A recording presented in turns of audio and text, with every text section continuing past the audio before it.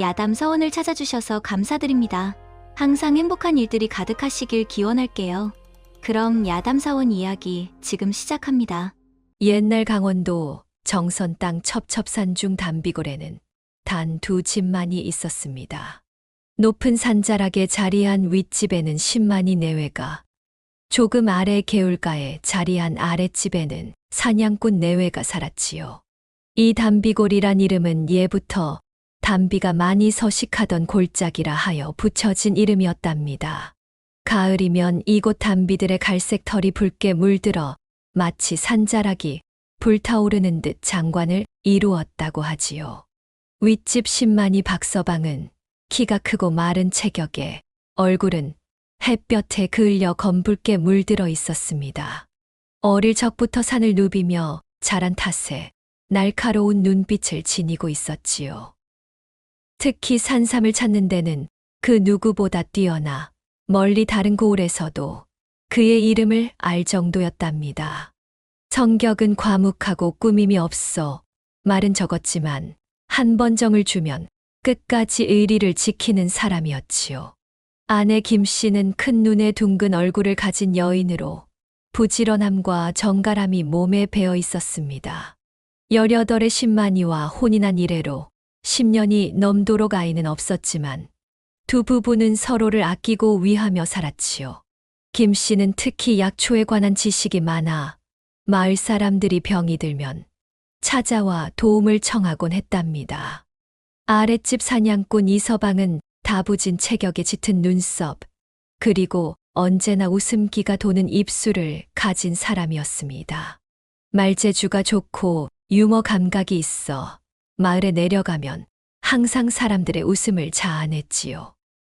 하지만 그 속에는 깊은 욕망과 집착이 숨겨져 있었답니다. 그는 장정이 되면서부터 사냥 실력을 키워왔고, 특히 활솜씨는 평안도 일대에서도 알아주는 수준이었지요. 그의 아내 이 씨는 보기 드문 미인으로 하얀 피부와 붉은 입술, 그리고 길고 검은 머리카락이 인상적이었습니다. 원래 양반집 교수였으나 가세가 기울어 20살 되던 해에 이서방과 혼인했지요. 곱게 자란 탓에 산골 생활이 쉽지는 않았지만 남편을 위해 최선을 다하는 현숙한 여인이었답니다. 두 집은 친형제처럼 가깝게 지내며 니것내것 따지지 않고 살았답니다. 사냥꾼이 잡아온 짐승을 나누어 먹고 신만이가 캐온 약초를 함께 말려 쓰기도 했지요. 그러나 세상 어디에나 그러하듯 평온한 일상 속에도 보이지 않는 욕망과 질투의 불씨는 언제나 숨어 있기 마련이랍니다. 어느 해 가을이 깊어가던 무렵이었습니다. 하늘은 높고 맑았으며 산속의 단풍은 불꽃처럼 타오르고 있었지요. 그날도 신만이 박서방은 여느 때와 같이 산삼을 캐러 산으로 향했습니다. 여보, 오늘은 산삼을 캐러 저 깊은 골짜기로 가보려 하오. 아이고 서방님, 요즘 곰도 많이 돌아다닌다는데 너무 깊이 들어가지는 마시고 해 지기 전에 돌아오시오. 내 왠지 마음이 편치 않소. 김 씨는 남편을 배웅하며 평소보다 더 걱정스러운 표정을 지었답니다. 전날 밤 꿈자리가 뒤숭숭했던 탓이지요. 걱정 마오. 이 몸이 20년 넘게 산을 누빈 사람인데 설마 무슨 일이 있겠소. 해가 지기 전에 돌아올 테니 맛있는 저녁 준비해 두시게. 박서방은 그렇게 말하며 곡괭이와 삽, 그리고 산신령에게 바칠 재물을 챙겨 들고 집을 나섰지요. 그는 해가 뜨기 전에 산에 오르면 산삼을 더 쉽게 발견할 수 있다는 믿음이 있었답니다. 같은 시각 아랫집 사냥꾼 이서방도 일찍 일어나 사냥 준비를 하고 있었습니다. 활과 화살을 챙기고 짐승을 유인할 미끼도 준비했지요. 여보, 나도 오늘 사냥하러 가니 저녁거리 걱정 마시오. 오늘은 어디로 가실 건가요? 북쪽 골짜기에 멧돼지 발자국을 많이 보았으니 그쪽으로 가볼 생각이오. 조심하세요. 멧돼지는 워낙 사나우니 걱정 말게. 내 활솜씨를 믿지 못하겠소. 이서방은 자신만만하게 웃으며 집을 나섰습니다. 신만이 박서방은 평소보다 더 깊은 산속으로 들어갔습니다. 수염이 하얗게 자란 노루삼을 발견하기 위해서였지요. 노루삼이란 신만이들 사이에서 오래되어 노루뿔처럼 생긴 산삼을 일컫는 말로 약효가 일반 산삼보다 10배는 더 좋다고 알려져 있었답니다. 이번에 노루삼만 캐면 아내에게 비단 치마 저고리도 사줄 수 있을 터인데 박서방은 중얼거리며 산을 헤집고 다녔습니다. 그가 이토록 깊은 산속까지 들어온 것은 사실 아내를 위해서였지요. 결혼한 지 10년이 넘도록 자식이 없어 늘 마음 아파하는 아내에게 좋은 것을 해주고 싶었던 것입니다. 그가 한참을 산을 오르내리고 있을 때였습니다. 갑자기 등 뒤에서 바스락거리는 소리가 들렸지요. 누구요? 박서방이 뒤를 돌아보니 놀랍게도 사냥꾼 이서방이 서 있었습니다. 아니, 자네가 웬일일세? 오늘은 북쪽으로 사냥 간다고 하지 않았나? 아, 형님. 사실은 형님 따라와 봤습니다. 형님이 그렇게 노루삼 이야기를 하시길래 어떤 건지 한번 보고 싶었거든요. 이서방은 웃으며 말했지만 그의 눈빛은 어딘가 냉랭했습니다. 박서방은 갑자기 등골이 오싹해지는 것을 느꼈지요. 그랬나? 하지만 노루삼은 아직 발견하지 못했네. 그럼 지금부터는 우리 함께 찾아보자고. 두 사람은 그렇게 함께 산을 헤집고 다녔습니다. 그러나 이서방의 시선은 노루삼이 아닌 박서방의 뒷모습을 쫓고 있었지요. 한편 그날 오후 아랫집 이씨는 집안일을 마치고 윗집으로 올라갔습니다. 평소처럼 김씨와 이야기도 나누고 함께 저녁 준비를 하기 위해서였지요. 형님 계세요? 이씨가 마당에 들어서자 김씨가 반갑게 맞이했습니다. 아이고, 왔구려. 마침 나도 심심한 터였는데 잘 왔네. 오늘 반찬거리가 좀 남아서 나눠드리려고 왔어요. 두 여인은 부엌에 앉아 이런저런 이야기를 나누었습니다. 그러다 해가 저물기 시작했지만 두 남편은 돌아오지 않았지요. 서방님이 해지기 전에 돌아온다더니 아직도 안 오네요. 우리 서방도 웬일로 이때까지 안 들어오는 건지 오늘따라 평소보다 늦는구먼. 두 여인은 걱정스러운 표정으로 마당을 오가며 남편들의 귀가를 기다렸습니다. 그러다 이씨가 문득 말을 꺼냈지요. 형님, 사실 우리 서방이 요즘 이상해요. 어떻게 이상하다는 겐가? 밤에 자다가 자주 잠꼬대를 하는데 자꾸 언니 이름을 부르더라고요. 김 씨는 깜짝 놀라 이 씨를 바라보았습니다. 이 씨의 눈에는 눈물이 고여 있었지요. 아이고, 그게 무슨 소린가? 우리 서방은 자네 서방과 형제처럼 지내는 사이인데 저도 그냥 오해겠거니 했는데 요 며칠 전에는 제가 없을 때 형님네 집에 다녀간 흔적이 있더라고요. 혹시 그런 낌새를 느끼시지 못했나요? 김 씨는 당황한 기색을 감추지 못했습니다. 생각해보니 자신이 약초를 캐러 나간 사이에 집 안이 어수선했던 적이 있었지요. 그러고 보니 나도 이상한 낌새를 느꼈네만 설마 하고 넘겼지. 두 여인의 대화는 해가 완전히 저물 때까지 이어졌습니다. 밤이 깊어졌지만 두 남편은 돌아오지 않았고 이 씨는 결국 자신의 집으로 내려가기로 했지요.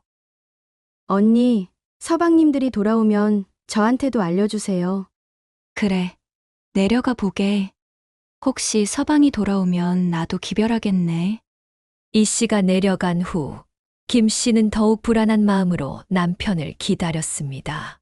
밤이 깊어지자 달빛이 마당을 환하게 비추었고 김 씨는 쪽마루에 앉아 남편이 돌아올 방향을 응시했지요. 그때였습니다. 아랫집에서 급한 발소리가 들려왔습니다. 김 씨가 놀라 일어서자 이서방이 헐레벌떡 뛰어 올라오는 것이 보였지요. 형수님, 우리 집사람 여기 안 왔습니까? 아니, 해질 무렵에 내려갔는데 집에 안 들어갔어? 네, 집에 와보니 아무도 없었습니다. 혹시나 여기로 다시 올라왔나 해서 와봤습니다. 아니요. 아까 내려간 후로는 다시 안 왔어. 그런데 우리 바깥 장반은 같이 오신 게 아니오? 이서방의 얼굴이 창백해졌습니다. 그는 말을 더듬으며 대답했지요. 형님은 아직 산에서 안 돌아오셨습니까? 그렇소. 이 시간까지 안 돌아올 사람이 아닌데 아직도 안 돌아왔네요. 형님과 함께 있었던 것이 아니오? 네, 오전에 잠깐 마주쳤지만 헤어진 후는 못 봤습니다. 김 씨의 가슴이 철렁 내려앉았습니다. 남편도 아랫집 이 씨도도 모두 행방불명이 된 것이었지요. 더욱이 이서방의 말과 행동이 어딘가 부자연스러워 보였습니다.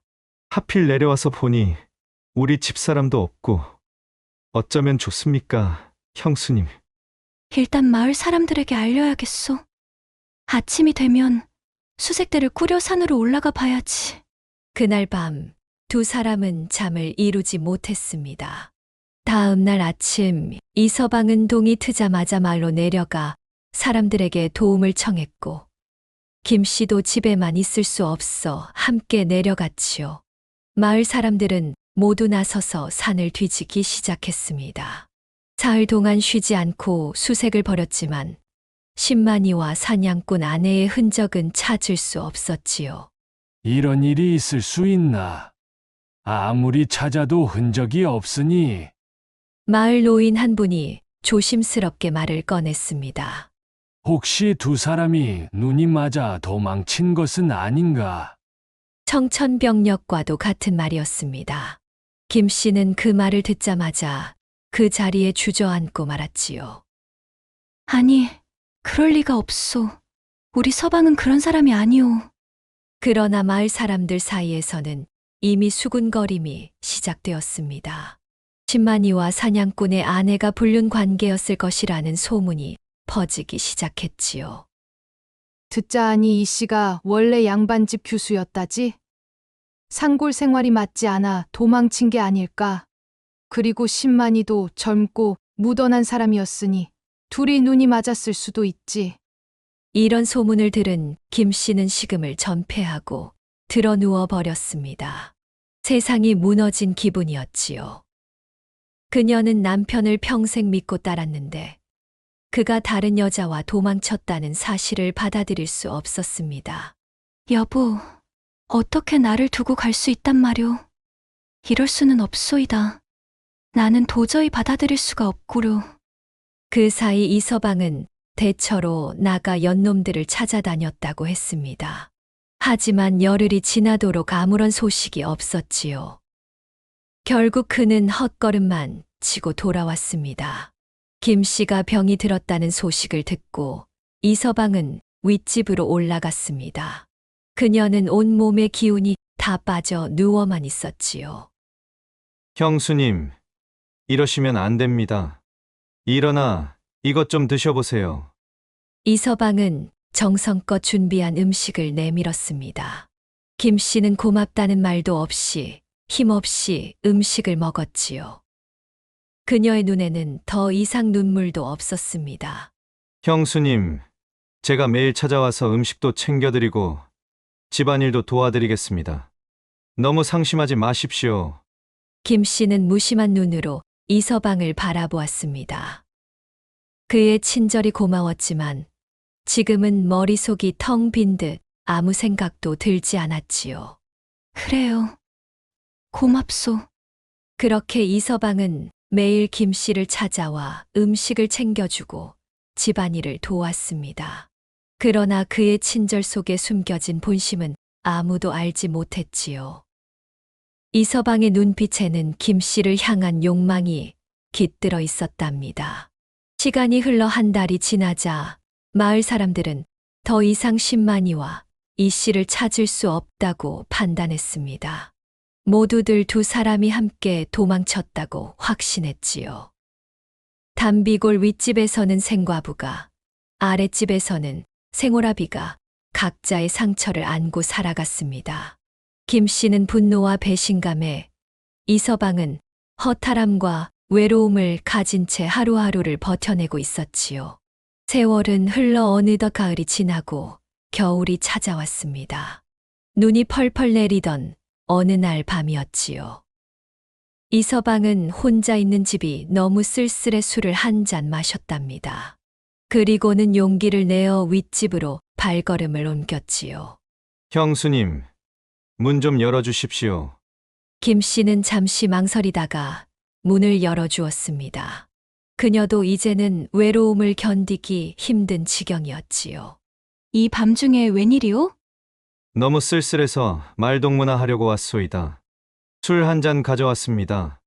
이서방에게서는 술 냄새가 훅 풍겼지만 김 씨는 평소와 달리 그를 방 안으로 들였답니다. 그녀도 삭막한 겨울밤에 외로움을 달래고 싶었나 봅니다. 술 한 잔 더 하시겠습니까? 네, 고맙소이다. 형수님도 한 잔 하시지요. 두 사람은 함께 술을 마시며 그동안의 한을 풀어놓았지요. 술 기운이 더해 갈수록 이서방의 눈빛은 더욱 깊어졌고 그 시선이 김 씨의 몸을 더듬기 시작했답니다. 형수님, 난 사실 이서방이 말을 채 마치기도 전에 김 씨가 먼저 그의 품에 안겼습니다. 그녀의 몸에서는 오랫동안 억눌려왔던 정욕이 솟구쳤지요.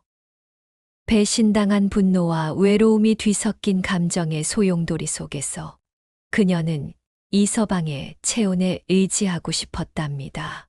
이제 나를 형수라 부르지 말아요. 김 씨의 간절한 속삭임이 겨울밤의 정적을 가르며 퍼져나갔습니다. 그날 밤 두 사람은 광란의 밤을 보냈답니다. 배신감과 분노, 그리고 외로움이 뒤섞인 격정의 시간이었지요. 김 씨는 남편에 대한 배신감을 이서방의 품에서 달래려 했고, 이서방은 오랫동안 품어왔던 욕망을 마침내 풀어놓았답니다. 아침이 되어 이서방이 자신의 집으로 돌아갔지만, 그날 이후로 두 사람의 관계는 돌이킬 수 없이 변해버렸지요. 그들은 서로의 외로움을 달래주는 사이가 되었고, 점차 그 관계는 깊어져 갔답니다. 한 달이 지나자 두 사람은 자연스럽게 가시버시가 되어 새 살림을 차렸습니다. 이서방은 김 씨를 더 이상 형수님이라 부르지 않고 여보라 불렀고, 그녀도 그를 서방님이라 불렀지요. 서방님, 오늘 사냥은 잘 되셨소? 그렇소. 덕분에 메추라기를 2마리나 잡았다오. 이걸로 오늘 저녁을 맛있게 해주시오. 이서방은 하룻밤도 거르지 않고 김 씨의 고쟁이를 벗겼고, 그녀는 새로운 밤풀이에 심신이 들떴답니다. 지난 가을의 분노와 한숨은 까마득히 잊어버리고 새 삶이 너무 짜릿해 웃음꽃이 질 날이 없었지요. 그렇게 겨울이 지나고 꽃피고 새우는 화사한 봄날이 찾아왔습니다. 이제는 완전히 이서방의 아내가 된 김 씨는 산나물을 뜯으러 산으로 올라갔지요. 특히 이서방이 좋아하는 곰취를 뜯으려고 점점 더 깊은 산속으로 들어갔답니다. 아이고, 저기 곰취가 참 많네. 김 씨는 곰취를 뜯기 위해 바위 틈으로 다가갔습니다. 그런데 갑자기 그녀의 눈에 이상한 것이 들어왔지요. 바위 사이 풀 속에 무언가가 보였답니다. 이게 뭐지? 김 씨가 조심스럽게 풀을 헤치자 놀랍게도 그곳에는 두 구의 시체가 누워 있었습니다. 이미 백골이 된 상태였지만 남아있는 옷가지를 보니 분명 자신의 남편 신만이와 이서방의 부인인 이 씨였지요. 아이고, 이게 웬일이람. 두 구의 시체는 이미 많이 부패해 있었지만 김 씨는 곧바로 그들임을 알아보았습니다. 두 사람 모두 머리에 커다란 상처가 있었고 신만이의 등에는 화살이 꽂혀 있었답니다. 도망간 것이 아니라 누군가에게 살해당한 것이었지요. 놀란 김 씨는 주변을 살펴보았습니다. 그때 남편의 시체 손에 무언가가 쥐어져 있는 것을 발견했지요. 움켜쥔 오른손을 조심스럽게 펴자 단추 하나가 나왔답니다. 이 단추는 김 씨는 단추를 들고 허겁지겁 집으로 돌아왔습니다. 그녀는 이서방이 가을에 입던 조끼를 찾아 살펴보았지요.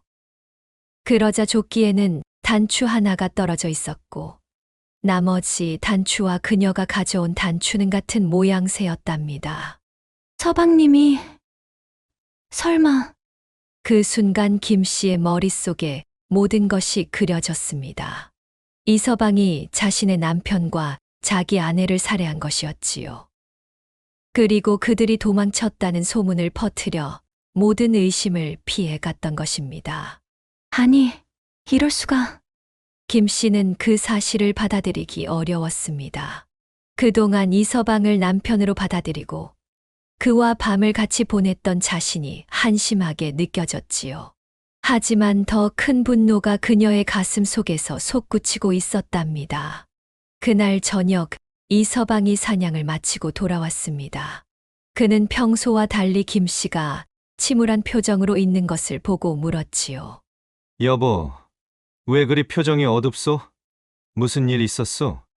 오늘 산에 올라갔다가 시체를 발견했어요. 시체라니요? 이서방의 얼굴이 순간 굳어졌습니다. 네. 우리 서방님과 재수 씨 시체를 말입니다. 이서방의 얼굴이 하얗게 변했습니다. 그는 말없이 방으로 들어가 앉았지요. 김 씨도 따라 들어가서 단추를 내밀었습니다. 이 단추 서방님 조끼에서 떨어진 것 맞지요? 이서방은 단추를 보더니 갑자기 방바닥에 엎드려 울기 시작했습니다. 용서해 주시오. 당신을 처음 본 순간부터 나는 미칠 것만 같았소. 이서방은 모든 것을 털어놓았습니다.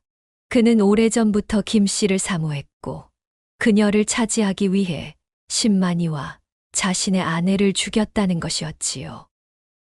가을날 신만이를 따라 깊은 산으로 들어가 그를 등 뒤에서 화살로 쏘고 놀란 자신의 아내를 돌로 내리쳐 죽였다고 합니다. 두 사람을 죽인 후에 도망갔다고 소문을 퍼뜨리고 김 씨의 마음을 얻기 위해 정성을 다했다는 것이었지요. 그 둘을 죽이기만 하면 내가 당신 것이 될 거라고 생각했던 거군요. 김 씨는 가슴 속에서 치밀어 오르는 분노를 억누르며 말했습니다. 이서방은 계속해서 용서를 빌었지요. 나는 당신이 필요했소. 당신만 있으면 다른 건 다 필요 없었소. 용서해 주시오. 망연자실 천장만 바라보던 김 씨는 한참 동안 아무 말도 하지 않았습니다. 그녀의 눈에는 충격과 배신감, 그리고 무언가 복잡한 감정이 교차했지요. 이서방이 내미는 조끼와 단추를 들고 잠시 들여다보던 그녀는 천천히 몸을 일으켜 나갔습니다. 어디 가시오? 내 말 끝까지 들어보시오. 이서방의 간절한 목소리가 뒤에서 들렸지만 김 씨는 대답 없이 부엌으로 향했지요. 그곳에서 그녀는 아궁이 불 속에 조끼와 단추를 던져버렸습니다. 타오르는 불꽃을 가만히 바라보는 그녀의 눈빛은 마치 무언가를 결심한 듯 깊고 어두웠답니다. 잠시 후 그녀는 방으로 돌아와 이서방 앞에 무릎을 꿇고 앉았습니다. 모든 분노와 슬픔을 사귀고 난 듯 그녀의 얼굴에는 이제 평온한 미소가 깃들어 있었지요. 서방님, 사실 저도 알고 있었습니다. 뭘 알고 있었다는 거요? 당신이 저를 위해 했던 모든 일을 말입니다. 처음엔 이해할 수 없었지만, 이제는 알겠어요. 나도 서방님 품에 안기는 꿈을 수없이 꾸었답니다. 김 씨의 눈에는 눈물이 맺혔습니다. 정말입니까? 형수, 아니, 여보. 이서방은 감격에 차 김 씨를 품에 안았습니다. 그의 눈에도 눈물이 고였지요. 그토록 오래 바라던 순간이 마침내 찾아왔다고 생각했으니까요. 모든 것이 다 운명이었나 봅니다. 서방님과 저는 결국 하나가 되었으니 김 씨는 이서방의 귓가에 속삭였습니다. 그녀의 목소리는 부드럽고 달콤했지만 눈빛은 어딘가 먼 곳을 바라보고 있었답니다. 두 사람은 그렇게 뜨거운 밤을 보냈습니다. 온우가 지나고 이서방은 만족스러운 표정으로 누워 김 씨를 바라보았지요. 허기가 지시지 않으셨소? 내가 술상을 차려오겠습니다. 김 씨는 속치마만 걸친 채 부엌으로 향했습니다. 그녀의 얼굴은 평온해 보였지만 가슴 속에는 누구도 알지 못할 감정이 소용돌이치고 있었지요. 부엌 한 구석에는 그녀가 약초를 보관하는 작은 함이 있었습니다. 김 씨는 잠시 그 함을 바라보다가 조용히 여러 무언가를 꺼냈답니다. 술상을 차리면서 그녀는 깊은 생각에 잠겼습니다. 손이 미세하게 떨렸지만 표정만큼은 의연했지요. 마지막으로 술병을 들어 잔에 따르며 그녀는 작은 한숨을 내쉬었습니다. 방으로 돌아온 김 씨는 환한 미소를 지으며 상을 내려놓았습니다. 여보, 오늘 제가 특별히 담근 술이니 한잔 하시지요. 우리의 새 출발을 축하하는 마음으로 준비했어요. 고맙소. 당신 같은 여인을 만난 것이 매 복이오. 이서방은 하초만 가린 채 벌컥벌컥 술잔을 단숨에 비웠습니다. 그는 만족스러운 미소를 지으며 김 씨를 바라보았지요. 그러나 점점 그의 얼굴이 붉게 달아오르기 시작했답니다. 이게 왜 이리 속이 뜨거워지지? 이서방의 얼굴에 당혹감이 스쳤습니다. 그는 가슴을 움켜쥐며 고통스러운 신음을 내기 시작했지요. 김 씨는 그런 그를 가만히 바라보기만 했습니다. 그녀의 눈빛은 이제 차갑게 변해 있었답니다. 여보, 왜 이러는? 이서방은 초점 잃은 눈을 크게 뜨더니 피를 토하며 꼬꾸라졌습니다. 지아비를 죽인 원수를 갚은 것이지요. 눈이 맞아 도망쳤다고? 그런 거짓말로 날 속이고 내 남편을 죽이고 천벌을 받아 마땅해. 김 씨는 차갑게 내려다보며 중얼거렸습니다. 이서방의 몸은 점점 굳어가고 있었고 그의 눈에는 공포와 후회가 어려 있었지요. 이튿날 김 씨는 산속으로 들어가 억울하게 죽은 신만이 시체를 수습하여 땅에 묻고 술을 따라 재를 올렸습니다. 여보, 이제야 당신의 원수를 갚았소. 편히 눈을 감으시게. 그리고 사냥꾼의 시신도 양지 바른 곳에 묻고 술을 따랐지요. 지아비를 죽인 원수였지만 그 또한 5달 동안 살을 섞은 지아비가 아니었던가요? 용서하오. 내가 당신을 알아보지 못했소. 거름더미 속에 파묻혀 있던 이 씨의 시체도 찾아내 땅에 묻었답니다. 그날 밤 김 씨는 담비골 2집에 불을 질렀고 집들에서는 시뻘건 불길이 치솟아 올랐습니다. 김 씨는 자신의 물건을 몇 개 챙겨 어디론가 종적을 감췄답니다. 이후 담비골은 아무도 살지 않는 버려진 곳이 되었습니다. 마을 사람들은 담비골에 흉령이 산다고 하여 그 근처에는 발걸음도 하지 않았다고 합니다. 김 씨가 사라진 후 10년이 흘렀을 무렵 강원도 평창 땅에 안씨 성을 가진 과부가 살고 있었답니다. 그녀는 마을에서 약초를 다루는 의녀로 이름을 날리고 있었지요. 사람들은 그녀의 손을 거친 약은 어떤 병이라도 낫는다고 소문이 자자했답니다.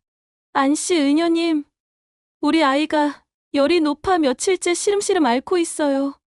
좀 봐주시겠어요? 그래요. 어디 봅시다. 안 씨는 조용히 아이의 맥을 짚고 증상을 살폈습니다. 그녀의 눈빛은 깊고 차분했으며 손길은 정확하고 따뜻했지요. 얼굴에는 세월의 흔적이 깃들어 있었지만 여전히 품이 있고 아름다운 모습을 간직하고 있었답니다. 열병이군요. 걱정 마세요. 이 약을 다려서 하루에 3번씩 먹이면 곧 나아질 거랍니다. 그녀는 약봉지를 건네며 미소를 지었습니다. 그 미소 속에는 말로 표현할 수 없는 깊은 슬픔이 배어 있었지요. 안씨 의녀의 정체는 바로 담비골의 김씨였습니다. 그녀는 담비골에서 벌어진 비극적인 사건 이후 이름을 바꾸고 멀리 평창 땅으로 와서 새 삶을 시작했던 것이지요. 처음에는 산속에 은거하며 약초를 캐고 연구하며 지냈지만 차츰 그녀의 약솜씨가 알려지면서 마을 사람들이 그녀를 찾아오기 시작했답니다. 안씨 은여님은 정말 신기하십니다. 어디서 그런 약수를 배우셨어요? 산에서 자연이 가르쳐 준 거지요. 김 씨는 항상 그렇게 대답했습니다. 그녀가 신만이의 아내였다는 사실은 누구도 알지 못했지요. 그렇게 그녀는 조용히 자신의 삶을 살아가고 있었습니다. 그러던 어느 날, 먼 고을에서 온 한 사내가 김 씨를 찾아왔습니다. 그는 중년의 나이에 깔끔한 차림새였고, 눈매가 유독 날카로웠지요. 안씨 의녀님을 뵙고자 합니다. 제가 안씨입니다. 무슨 일로 오셨나요? 제 아내가 병석에 누워 있습니다. 여러 의원을 찾아다녔지만 고치지 못했는데 안씨 의녀님의 소문을 듣고 찾아왔습니다. 그렇군요. 증상이 어떤가요? 밤마다 악몽에 시달리고 가슴을 쥐어짜는 듯한 통증을 호소합니다. 얼굴이 점점 창백해지고 있어요. 김 씨는 고개를 끄덕였습니다. 그러나 그녀의 마음 한구석에서는 이상한 불안감이 일었지요. 약을 지어드리겠습니다. 하지만 환자의 상태가 심각해 보이니 제가 직접 가서 봐야 할 것 같네요. 정말 감사합니다. 저희 집은 정선 땅에 있습니다. 김 씨의 가슴이 철렁 내려앉았습니다. 정선이라니 담비골이 있는 고을이었지요. 하지만 그녀는 침착하게 대답했습니다. 정선이요? 꽤 먼 길인데. 그래도 환자를 위해 가보겠습니다. 이틀 뒤 김 씨는 간단한 약재와 도구를 챙겨 그 사내를 따라 정선으로 향했습니다. 길을 가는 내내 그녀의 마음은 불안했지만 환자를 돕겠다는 의녀로서의 마음가짐을 잃지 않으려 노력했지요. 이곳이 어디쯤인가요? 담비골 근처입니다. 김 씨의 발걸음이 멈칫했습니다. 담비골. 그녀가 평생토록 잊지 못할 그 이름이었지요. 담비골이라. 그곳은 지금 사람이 살고 있나요? 아니요. 10년 전 큰 화재가 있은 후로 아무도 살지 않습니다. 흉령이 산다는 소문 때문에 모두들 피해 다니지요. 사내는 무심히 대답했습니다. 김 씨는 고개를 끄덕이며 담담한 척했지만 가슴 속에서는 옛 기억들이 파도처럼 밀려왔지요. 그들이 도착한 집은 담비골에서 얼마 떨어지지 않은 새로 지어진 기와집이었습니다. 집 안으로 들어서자 방 안에는 한 여인이 누워 있었지요. 여보, 안씨 의녀님을 모셔왔소. 여인은 힘없이 고개를 돌려 김 씨를 바라보았습니다. 그녀의 얼굴은 창백했고 눈가에는 깊은 그림자가 드리워져 있었지요. 어서 오세요. 의녀님. 김 씨는 여인 곁에 앉아 조용히 맥을 짚었습니다. 그러다 문득 여인의 목에 걸린 패물이 눈에 들어왔지요. 그것은 다름 아닌 이 씨가 늘 걸고 다니던 비취 목걸이였습니다.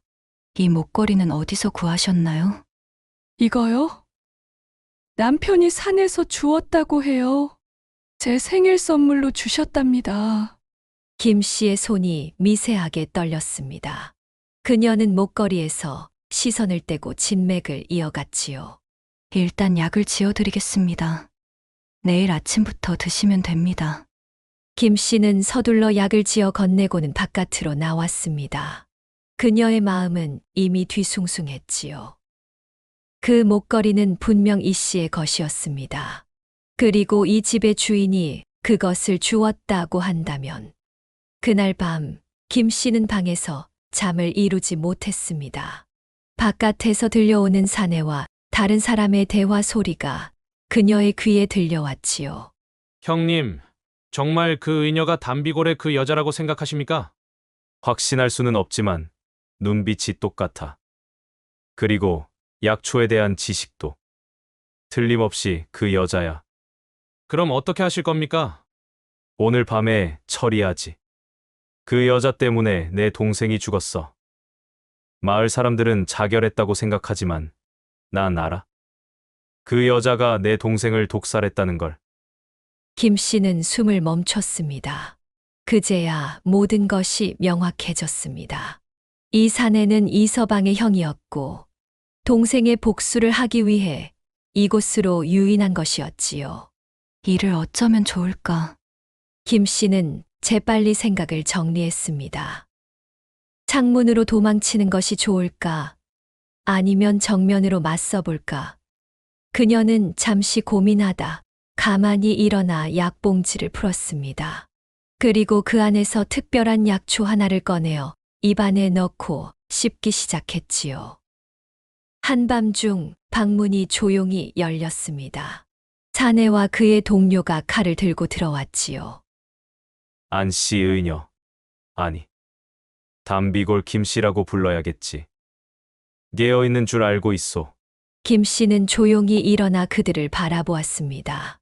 그녀의 눈빛은 차분했고 입가에는 미소마저 어려 있었지요. 이서방의 형이시군요. 저를 알아보셨나요? 물론이지. 내 동생을 죽인 살인자를 어찌 잊겠소. 오늘 동생의 원수를 갚으러 왔소. 그렇군요. 하지만 당신 동생이 저희 남편을 먼저 살해했다는 사실은 알고 계신가요? 사내의 눈빛이 흔들렸습니다. 그는 칼을 들고 김 씨에게 다가왔지요. 거짓말 마시오. 내 동생이 그런 짓을 할 리 없소. 당신 동생은 제 남편과 자기 아내를 모두 죽였어요. 그리고는 제게 접근해 모든 것을 빼앗으려 했지요. 증거는 바로 당신 아내의 목에 걸린 목걸이예요. 그건 이 씨의 것입니다. 사내는 잠시 망설이는 듯 했지만 곧 이를 악물고 칼을 들었습니다. 어서 끝내자. 그러나 그가 칼을 휘두르기도 전에 김 씨의 입에서 이상한 가루가 뿜어져 나왔습니다. 그 가루를 마신 사내와 그의 동료는 순식간에 기침을 하기 시작했고 시간이 지날수록 호흡이 가빠졌지요. 이게 무슨... 동백나무 잎의 독입니다. 제가 입 안에 미리 넣어둔 거예요. 아마 2시즌 안에 숨이 끊어질 겁니다. 김 씨는 담담하게 말했습니다. 그녀의 눈에는 이미 눈물이 없었지요. 그저 깊은 피로감만이 가득했답니다. 내 삶은 이제 지겹습니다. 당신과 함께 가는 것도 나쁘지 않겠군요. 김 씨도 독을 마셨기 때문에 그녀 역시 호흡이 점점 가빠지고 있었습니다. 그녀는 벽에 기대어 앉았고 방 안에는 세 사람의 고통스러운 숨소리만이 울려 퍼졌지요. 저는 단지 사랑하는 사람과 함께 행복하게 살기를 바랬을 뿐인데 그것이 김 씨의 마지막 말이었습니다. 그렇게 그녀는 눈을 감았고 담비골의 모든 비극은 막을 내렸답니다. 다음 날 아침 집안의 하인들이 방 안의 시체를 발견했습니다. 모두들 의문의 죽음이라고 생각했지만 진실은 아무도 알지 못했지요. 이후 그 집터에는 아무도 살지 않게 되었고 담비골과 함께 저주받은 땅이라는 소문이 퍼졌답니다. 지금도 깊은 밤 그 지역을 지나가면 여인의 울음소리와 남자의 비명소리가 들린다고 합니다. 그것이 김 씨와 이서방 그리고 그의 형의 원혼일지도 모르지요. 담비골의 비극은 인간의 욕망과 질투 그리고 복수심이 빚어낸 참혹한 결과를 보여줍니다. 사랑한다는 이유로 살인을 저지르고 복수한다는 이유로 또 다른 죽음을 불러오는 악순환. 이것이 바로 담비골에 서려 있는 슬픈 이야기랍니다. 다음 이야기가 지금 시작됩니다. 구독과 좋아요는 큰 힘이 됩니다. 옛날 조선시대 충청도 깊은 산골에 병풍처럼 둘러친 절벽 사이로 귀암계곡이라는 곳이 있었습니다.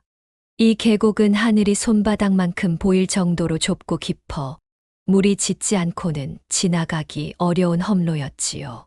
귀신도 지나가기 꺼린다 하여 귀암이라 불렸는데 그만큼 위험천만한 길이었답니다. 계곡을 지나려면 꼭 거쳐야 하는 초입의 주막집은 귀암 주막이라 불렸습니다.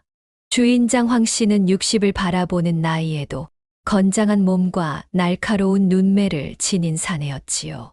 젊은 시절 관군으로 활약하다 다리를 다쳐 제대한 뒤 아내와 함께 이 주막을 차려 20년 넘게 운영해 왔습니다. 이 귀암 계곡은 혼자서 지나가기엔 목숨을 내놓는 것과 같다오. 산적들이 출몰하는 건 기본이요. 호랑이가 대낮에도 나타난다 하니 조심하시게. 황 씨는 주막을 찾는 길손들에게 늘 그렇게 당부하였답니다. 그의 경고는 결코 과장이 아니었지요. 계곡에서 홀로 사라진 나그네가 한둘이 아니었으니까요.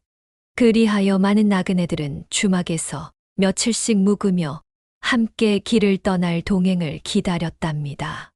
입춘이 지난 병술년 어느 날이었습니다. 12명의 길손이 귀암 주막에 모여 아침상을 물리고 눈발이 흩날리는 귀암 계곡으로 발을 들였지요. 그 중에는 보부상, 소금장수, 도편수, 탁발승 같은 산전수전 다 겪은 사내들도 있었고 12살의 어린 소년도 한 명 있었습니다. 그 소년의 이름은 석이었습니다. 석이는 마른 체구에 동그란 눈을 가진 수려한 아이였지요. 얼굴은 햇볕에 그을려 있었고 몸은 비록 작았으나 눈빛만큼은 어른 못지않게 또렷했답니다. 그는 고개 너머 마을에 홀어머니를 두고 있었는데 어머니의 병환 약재를 구하러 멀리 양령시까지 갔다가 돌아오는 길이었지요.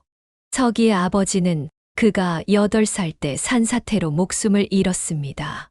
그날 아버지는 석이에게 어머니를 잘 모시거라 라는 말을 남기고 나무를 하러 갔다가 영영 돌아오지 못했지요. 그 후로 석이는 어린 나이에도 어머니를 위해 어른처럼 행동하며 살아왔답니다. 약초를 캐고 나무를 해오고 때로는 남의 집 일을 도와 쌀을 얻어오기도 했지요. 이번에 약재를 사오면 어머니 병환이 나아지실 거야? 꼭 약재를 가지고 집으로 무사히 돌아가리라. 석이는 그렇게 믿으며 자신의 작은 보따리를 꼭 끌어안았습니다. 보따리 안에는 양령시에서 구한 귀한 약재들이 들어 있었지요. 그것을 사기 위해 석이는 1년 내내 모아둔 동전을 모두 털었답니다. 길손들 중에 도편수로 자처하는 박 씨는 50이 넘은 나이에도 다부진 체격을 유지하고 있었습니다. 붉은 얼굴에 주름이 깊게 팬 그는 경상도 사투리를 쓰며 자신이 궁궐의 지붕까지 올려봤다며 허풍을 떨기 좋아했지요. 요 계곡은 내가 10번도 더 왔다 갔다 했네. 호랑이고 산적이고 내 앞에선 꼼짝 못한다니까. 그의 옆에 서 있던 소금장수 김 씨는 코웃음을 쳤습니다. 김 씨는 40 중반의 깡마른 사내로 등에는 소금 자루를 지고 있었지요. 얼굴은 햇볕과 바람에 검게 그을려 있었고 눈가에는 세월의 흔적이 깊게 새겨져 있었습니다. 허참, 그런 말 한다고 뭐가 달라지나. 주먹으로 호랑이를 때려잡을 양반도 아니면서. 보부상으로 보이는 최 씨는 30 중반의 단단한 체격에 날카로운 눈매를 가진 사내였습니다. 등에 짊어진 보따리에는 온갖 생활용품과 옷감들이 가득했지요. 그는 술을 좋아해서인지 코끝이 벌겋게 달아올라 있었습니다. 두 양반 다 입만 살았구려. 그저 무사히 계곡을 빠져나가는 게 중요하지. 누가 더 용맹한지 따질 때가 아니오. 탁발승은 머리를 깎은 중년의 스님으로 손에는 염주를 들고 있었고 등에는 화려한 불경이 담긴 보따리를 메고 있었습니다. 그의 얼굴은 평온해 보였지만 눈빛은 어딘가 날카로웠지요. 이 스님은 전국의 사찰을 돌아다니며 불경을 전하는 일을 한다고 했지만 그 말이 진실인지는 아무도 알지 못했답니다. 나무 아미타불. 인연 따라 만난 우리가 함께 무사히 계곡을 빠져나가게 해주소서. 12명의 일행은 이렇게 각자의 사연을 안고 귀암 계곡으로 들어섰습니다. 처음에는 발걸음도 가볍고 대화도 오갔지만 점점 길이 험해지고 눈발이 굵어지자 모두 말수가 줄어들었답니다. 이 눈발이 점점 굵어지는 것이 걱정이구려. 그러게 말이오. 출발 전 하늘을 살펴보긴 했지만 갑자기 날씨가 변했으니 이 또한 하늘의 뜻인가 보. 길손들이 절벽에 붙어 얼음판을 조심스레 건너는데 점점 눈발이 거세지더니 먹장구름이 하늘을 덮고 폭설이 쏟아지기 시작했습니다. 바람도 거세져 눈을 뜨기 어려울 정도였지요. 지난번에 내린 눈이 채 녹지 않은 터라 금세 눈이 허리춤까지 쌓여 길손들은 거북이 걸음으로 나아갈 수밖에 없었답니다. 이래서야 앞으로 나아갈 수가 없구려. 어디 쉴 곳이라도 찾아야겠소. 저기 보이는 게 신만이들이 만든 대피막이 아닌가 싶소. 어서 저기로 가세. 도편수 박 씨가 눈보라 속에서 희미하게 보이는 형체를 가리켰습니다. 길손들은 이리저리 눈을 헤치며 나아가다가 신만이들과 사냥꾼들이 만들어 놓은 대피막을 발견하고는 죽은 목숨이 살아난 듯 안도의 한숨을 내쉬었답니다. 대피막은 생각보다 견고했습니다. 통나무로 대충 지어진 것이지만 바람과 눈을 막아줄 정도는 되었지요. 길손들은 서둘러 안으로 들어가 짐을 내려놓고 몸을 녹이기 시작했습니다. 이 정도면 폭설이 그칠 때까지 버틸 수 있겠소. 그렇소이다. 다행히 여기 땔감도 쌓여 있으니 불이라도 피워 몸을 녹여야겠소. 소금장수 김 씨와 보부상 최 씨가 재빨리 땔감을 모아 불을 피웠습니다. 엉성하게나마 눈비를 피할 수 있는 대피막 안으로 모두가 들어가 모닥불을 둘러싸고 앉자 밖은 어느새 어둠이 내려앉았지요. 서기는 구석에 자리를 잡고 보따리를 꼭 끌어안은 채 불빛을 바라보았습니다. 불빛이 그의 어린 얼굴을 비추자 그곳에는 걱정과 불안이 서려 있었지요. 집에 계신 어머니를 생각하니 마음이 무거워졌습니다. 어머니, 조금만 더 기다려 주세요. 꼭 돌아갈게요. 그때였습니다. 산천을 찢는 듯한 호랑이의 울음소리가 들려오더니 대피막 주변에서 무언가 기척이 느껴졌습니다. 모두가 숨을 죽이고 귀를 기울였지요. 쥐즈, 조용히 하시오. 호랑이가 있는 것 같습니다. 탁발승의 말에 모두가 침묵했습니다. 그러나 얼마 지나지 않아 다시 한번 우렁찬 울음소리가 들려왔고 이번에는 대피막 바로 앞에서 나는 것 같았습니다. 그리고는 문이 덜컹거리기 시작했습니다. 집채만 한 호랑이가 대피막을 어슬렁어슬렁 돌며 냄새를 맡고 있는 것이 분명했지요. 그 순간 길손들의 얼굴은 하나같이 새파랗게 질렸습니다. 이럴 수가. 저놈이 우리를 잡아먹으려고 하는 게로구나. 도편수 박 씨가 떨리는 목소리로 말했습니다. 그의 얼굴은 평소의 붉은 기운이 싹 가시고 창백하게 변해 있었지요. 다들 조용히 하시오. 혹시 그냥 지나갈지도 모르잖소. 소금장수 김 씨가 속삭였지만 그의 말이 끝나기도 전에 호랑이는 더 거세게 대피막을 흔들기 시작했습니다. 이제는 포효하는 소리가 그칠 줄 모르고 계속되었지요. 길손들은 겁에 질려 이리저리 몸을 떨었습니다. 산전수전 다 겪었다는 사내들마저 공포에 질려 오줌을 지리고 말았지요. 그토록 용맹을 떨치던 도편수 박 씨의 얼굴은 이제 백지장처럼 하얗게 변해 있었습니다. 이대로 죽을 순 없소. 보부상 최 씨가 갑자기 일어섰습니다. 그의 눈에는 이제 광기가 서려 있었지요. 한 사람만 희생양이 되어줘야겠어. 그래야 우리라도 살 수 있어. 그 말에 모두가 굳어버렸습니다. 잠시 침묵이 흐르더니 11명의 시선이 서서히 한 곳으로 모이기 시작했습니다. 바로 구석에 보따리를 안고 쪼그리고 앉아있던 12살 어린 소년 서기에게로 말입니다. 그래. 그 애를 내보내면 우리는 살 수 있을 거야. 어차피 누군가는 희생해야 해. 그렇다면 가장 약한 자를 내보내는 것이. 나무아미 타불. 중생의 고통이 끝이 없도다.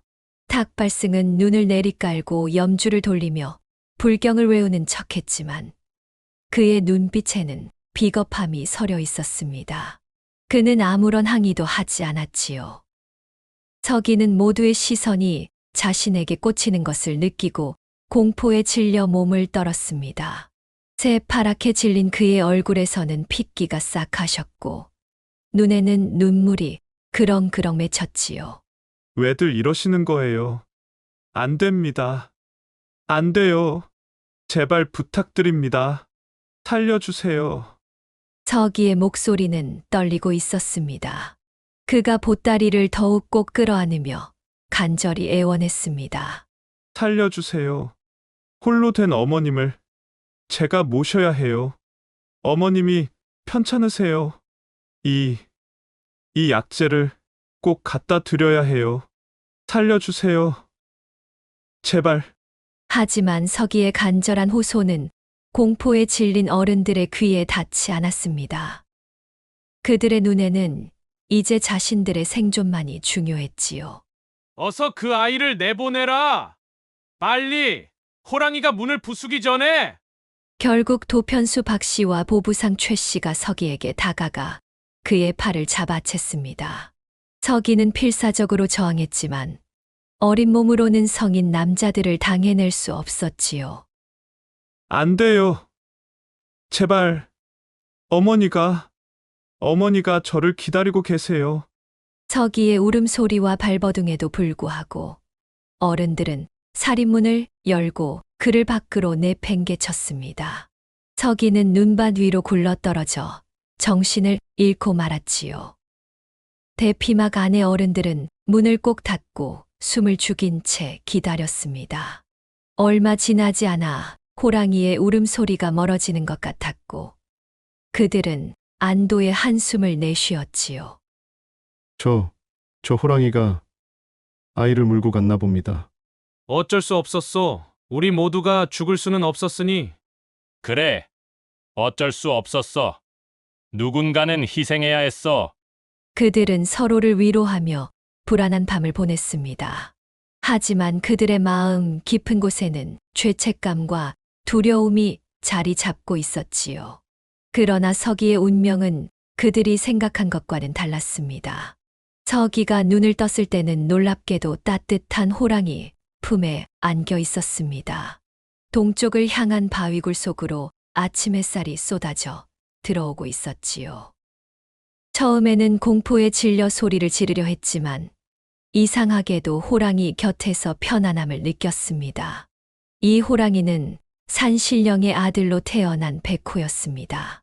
수백 년을 이 산에 살면서 많은 것을 보고 경험한 영물이었지요. 그는 인간의 말을 이해할 수 있었고 선한 이들에게는 은혜를, 악한 이들에게는 벌을 내리곤 했답니다. 서기는 자신이 살아있다는 사실에 안도하며 주변을 살폈습니다. 그런데 그때 옆에 있던 삐쩍 마른 암컷 호랑이가 괴로운 듯 신음하며 입을 크게 벌리는 것을 보았습니다. 처음에는 자신을 잡아먹으려는 줄 알고 소스라치게 놀랐지만 자세히 보니 호랑이 목구멍에 뾰족한 산돼지 송곳니가 박혀 있는 것이 보였지요. 암컷 호랑이의 눈에는 고통과 애원의 빛이 어려 있었습니다. 서기는 순간 망설였지만 곧 용기를 내기로 했습니다. 그가 어머니를 위해 약초를 캐러 다니며 배웠던 지식이 떠올랐지요. 아, 이래서 고통스러웠구나. 내가 도와줄게. 서기는 조심스럽게 손을 뻗어 호랑이의 목구멍에 다가갔습니다. 암컷 호랑이는 서기를 해치지 않고 가만히 있었지요. 서기는 용기를 내어 손가락으로 조심스레 산돼지 송곳니를 붙잡고 천천히 당겼습니다. 서기가 힘을 주자 산돼지 송곳니가 조금씩 빠져나오기 시작했습니다. 암컷 호랑이의 눈에서는 눈물이 흘러내렸지만 끝까지 참고 견뎠지요. 마침내 퐁 하는 소리와 함께 송곳니가 완전히 빠져나왔습니다. 됐다. 이제 괜찮을 거야. 서기는 기쁨에 차서 말했습니다. 암컷 호랑이는 고통에서 벗어났는지 몸을 한번 크게 떨더니 감사의 표시로 서기의 손을 핥았습니다. 산돼지 송곳니 때문에 제대로 먹지 못해 수척해진 암컷 호랑이는 이제 수놈이 잡아온 사슴 고기를 걸신들인 듯이 뜯어먹기 시작했지요. 서기는 그제야 자신의 보따리가 어디 있는지 걱정이 되었습니다. 어머니의 약재가 든 소중한 보따리였으니까요. 그런데 놀랍게도 그의 보따리는 바위굴 한쪽에 가지런히 놓여 있었습니다. 호랑이가 그것까지 챙겨온 것이었지요. 그날 하루 종일 서기는 호랑이 부부와 함께 바위굴에서 지냈습니다. 처음에는 두려웠지만 점차 호랑이들에게 정이 들기 시작했지요. 그들은 서기에게 음식을 나눠주었고 추위를 막아주었습니다. 저녁이 되자 수호랑이가 서기 앞에 엎드려 등을 내밀었습니다. 그것은 서기를 태워 데려다 주겠다는 뜻이었지요. 서기는 조금 망설이다가 호랑이 등에 올라탔습니다. 나를 집에 데려다 주려는 거구나. 고마워. 그날 밤 서기는 호랑이 등에 엎여 눈 덮인 산길을 달렸습니다. 호랑이는 마치 바람처럼 빠르게 산을 내려갔고 어느새 서기의 집 근처에 도착했지요. 마을 입구에서 호랑이는 서기를 내려주고 한 번 크게 포효한 뒤 다시 산으로 사라졌습니다. 서기는 잊지 않고 고개를 숙여 절을 했습니다. 정말 고맙구나. 내 평생 잊지 않으마. 서기는 서둘러 집으로 달려갔습니다. 밤늦게 돌아온 아들을 본 어머니는 기쁨의 눈물을 흘리며 그를 꼭 안아주었지요. 서가 어디 있었니? 이렇게 늦어서 얼마나 걱정했는지 모른단다. 어머니, 제가 약재를 가져왔어요. 이제 병이 나으실 거예요. 서기는 어머니에게 약재를 건네고 자신이 겪은 일을 자세히 말해 주었습니다. 처음에 어머니는 믿기 힘들어 했지만 다음 날 일어난 일로 인해 모든 것이 사실임을 알게 되었지요. 이른 아침 서기의 어머니가 갑자기 소리쳤습니다. 서가 어서 이리로 좀 나와 보거라. 마당에 큰일이 났구나. 서기가 급히 밖으로 나가보니 마당에 커다란 곰이 죽어 쓰러져 있었습니다. 분명 호랑이가 사냥에 가져다 놓은 것이었지요. 그 후로는 사흘이 멀다 하고 사슴, 멧돼지, 노루가 마당에 놓여 있었답니다. 이것은 호랑이의 감사의 표시였습니다. 서기가 암컷 호랑이의 목구멍에서 산돼지, 송곳니를 빼준 은혜를 잊지 않고 보답하는 것이었지요. 서기와 어머니는 웅담과 사양은 약재상에 팔고 고기는 또 고기대로 장에 내다 팔아 어느새 부자가 되었답니다. 어머니의 병도 약재 덕분에 점차 나아지기 시작했고 서기는 더 이상 힘든 일을 하지 않아도 되었지요. 그러나 서기는 부자가 되어서도 호랑이의 은혜를 잊지 않았습니다. 그는 매달 초하루가 되면 호랑이에게 감사의 제물을 올렸고 산 아래 사는 가난한 이웃들에게 음식과 옷을 나눠주었지요. 그리고 산에 사는 동물들을 해치지 말라고 마을 사람들에게 당부하곤 했습니다. 호랑이는 산신령의 아들이니 함부로 대해서는 안 됩니다. 산에서는 겸손하게 행동하고 필요 이상으로 동물을 해치지 마세요. 서기의 말에 마을 사람들은 귀 기울였고 그 마을에서는 더 이상 함부로 산에 들어가 사냥을 하는 일이 없어졌답니다. 그 덕분인지 마을은 풍요로워졌고 재앙도 찾아오지 않았지요. 그런데 숨겨진 이야기가 있었습니다.